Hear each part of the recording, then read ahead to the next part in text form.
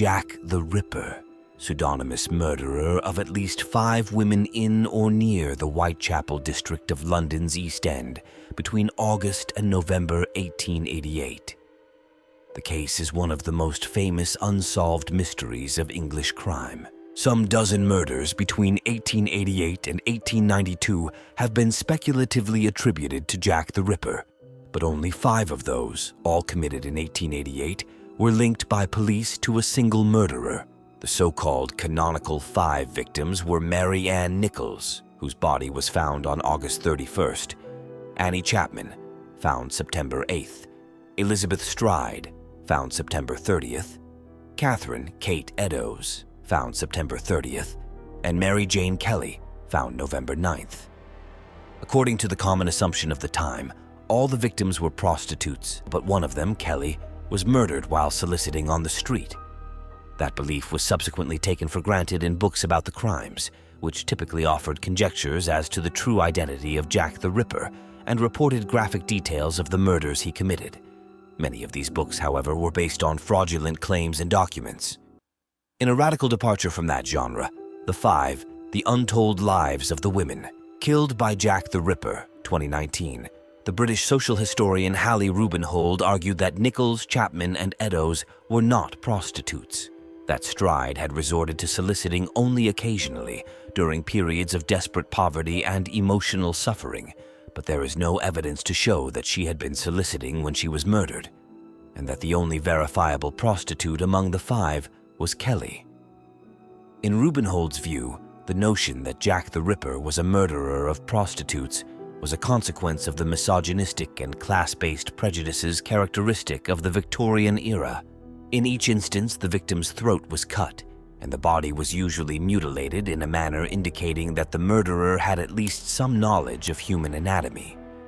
On one occasion, half of a human kidney, which may have been extracted from a murder victim, was mailed to the police. The authorities also received a series of taunting notes from a person calling himself Jack the Ripper and purporting to be the murderer. Strenuous and sometimes curious efforts were made to identify and trap the killer, all to no avail. A great public uproar over the failure to arrest the murderer was raised against the Home Secretary and the London Police Commissioner, who resigned soon afterward.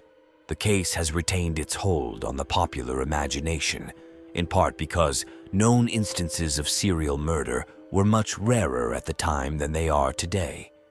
Jack the Ripper has provided themes for numerous literary and dramatic works. Perhaps the most notable was the horror novel The Lodger, 1913, by Marie Adelaide Lowndes, which inspired numerous films, including Alfred Hitchcock's The Lodger, A Story of the London Fog, 1927.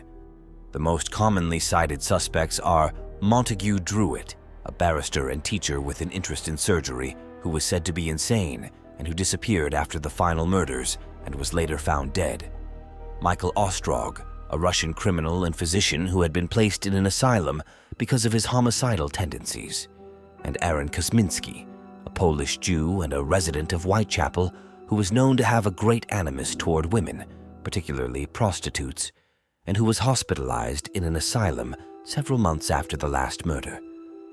Several notable Londoners of the era, such as the painter Walter Sickert and the physician Sir William Gull, also have been subjects of such speculation. The murder sites have become the locus of a macabre tourist industry in London. If you appreciate the content, kindly consider expressing your support by liking the video and subscribing to our channel. Your engagement is highly valued and contributes to our ongoing efforts.